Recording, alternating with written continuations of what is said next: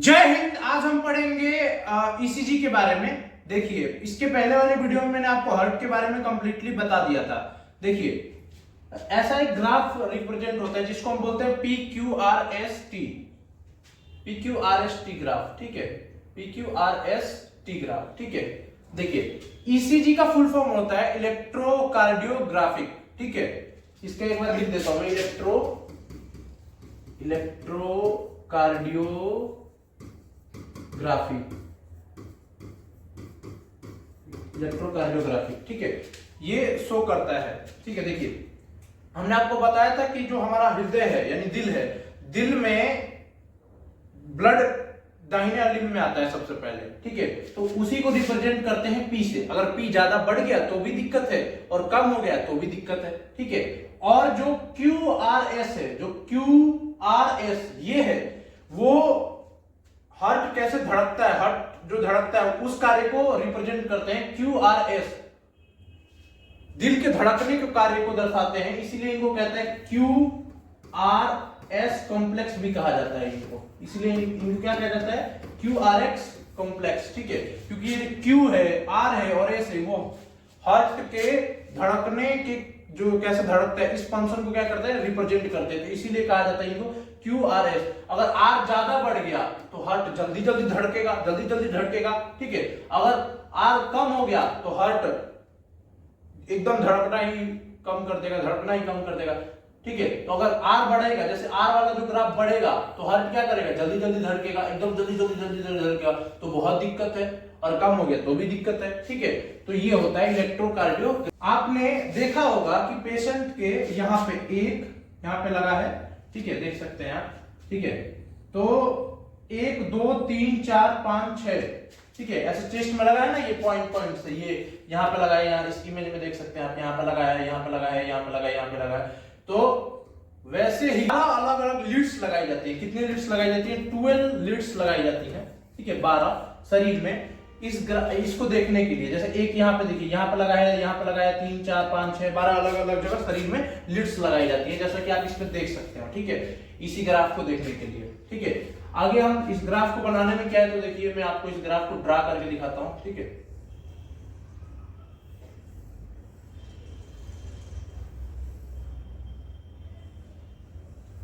ये है, इसको P कह देंगे, इसको Q कह देंगे, इसको R कह देंगे, इसको S कह देंगे और इसको T कह देंगे, ठीक है। तो इसको क्या दिक्कत है, ठीक है। तो ये होता है इलेक्ट्रोकार्डियोग्राफ। अब हम समझते हैं बीपी के बारे में, ठीक है। देखिए, ब्लड प्रेशर किसे कहते हैं? हार्ट में एक तरह हार्ट से ब्लड जब जाता है, ठीक है, एक तो हार्ट से ब्लड जाएगा और आएगा, जाने आने को, जैसे हार्ट से ब्लड गया और आया, इसी को कहते हैं बीपी, ठीक है। ब्लड के हृदय से जाने और आने को कहते हैं बीपी, ठीक है। इस चीज को आप बायो की लैंग्वेज में समझिए। देखिए, यहां पे मैंने लिखा है BP equal to systolic upon में डायस्टोलिक। अब बोलेंगे सिस्टोलिक क्या होता है और डायस्टोलिक क्या होता है? देखिए, जैसे हृदय से यानी हार्ट से रक्त बाहर गया, ब्लड बाहर गया, तो ऐसे हार्ट क्या करेगा? सिकुड़ेगा, ऐसे सिकुड़ेगा, ऐसे। तो हृदय से क्या हुआ? अब जो ब्लड है वो बाहर जा रहा है, तो कितने प्रेशर से बाहर जो ब्लड है वो हृदय से क्या जा रहा है? बाहर जा रहा है। 120 के प्रेशर से जो ब्लड है वो हृदय से बाहर जा रहा है। और आप कितने प्रेशर से रहा है? 80 प्रेशर से, ठीक है। तो इसी को सिस्टोलिक अपॉन में डायस्टोलिक के अनुपात को हम बीपी का अनुपात कहते हैं। यानी नॉर्मल बीपी का अनुपात कितना रहता है?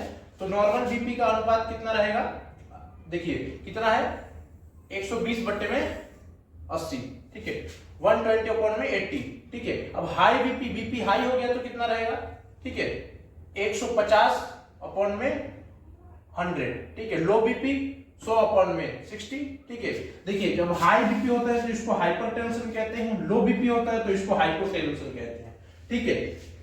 यह है बीपी के बारे में नॉलेज, ठीक है।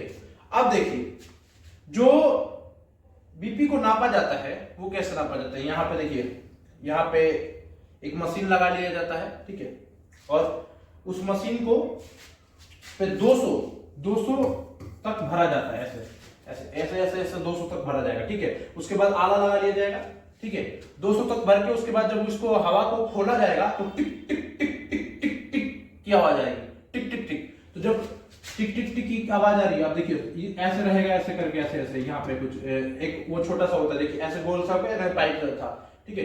तो जब उसमें टिक टिक टिक टिक टिक टिक आवाज आएगी, ठीक है, तो वहां पे देख लेंगे, अच्छा 130, ठीक है। टिक टिक की आवाज जब आनी शुरू हुई तो बीपी कितना है, 100। टिक टिक की जब आवाज आई तो जो अपना सुई है वो कहाँ पे 130 पे है, तो ऐसे लिख दिया जाएगा 130, ठीक है। अब जब टिक टिक टिक टिक टिक टिक टिक टिक की आवाज जहां रुकी, जहां टिक टिक की आवाज कम हुई, रुक गई, तो वो कितने पे आ रहा है, मान लीजिए टिक टिक की आवाज जहां रुकी वो आ रहा है 90 पे, ठीक है। तो इसको लिख दिया जाएगा 90, ठीक है। तो देखिए ये सिस्टोलिक और डायस्टोलिक है, ठीक है। तो जो सिस्टोलिक कौन सा था, जब टिक टिक टिक टिक टिक टिक की आवाज आ रही थी, तो वो क्या हो जाएगा, सिस्टोलिक हो जाएगा, यानी 130 हो जाएगा, ठीक है, सिस्टोलिक। और जहां टिक टिक टिक टिक की आवाज रुकी वो क्या था, 90, ठीक है, यानी डायस्टोलिक। यही है पुराने, जब अब तो एडवांस मशीनें आ रही हैं, अब तो केवल लगाओ ऐसे, ठीक है, ऐसे टीपो, कुछ करने की जरूरत नहीं है, बीपी सामने। पुराने जमाने में 4 साल पहले यही मशीनें आती थी। फोरियर ईगो की बात बता रहा हूँ, ये बताना नहीं चाहिए था लेकिन मैंने आपको बता दिया फिर भी, ठीक है। तो ये है कंप्लीट बीपी अप्लाई को समझेंगे। देखिए जब बीपी बढ़ जाता है तो उसके में क्या किया जाता है, जैसे तेल और नमक वमक कम खाना चाहिए जब बीपी बढ़ा हो, तो ऐसे नहीं खाना चाहिए। और दवाइयां भी अवेलेबल है, आप मेडिसिन से ले सकते हैं बीपी को कम करने के लिए। लेकिन जब बीपी कम होता है तो उसमें नींबू पानी पीना चाहिए वगैरह वगैरह, ये तो देसी नुस्खे हैं, आपको तो पता ही होंगे, ठीक है। और दवाइयां भी ले सकते हैं आप, ठीक है।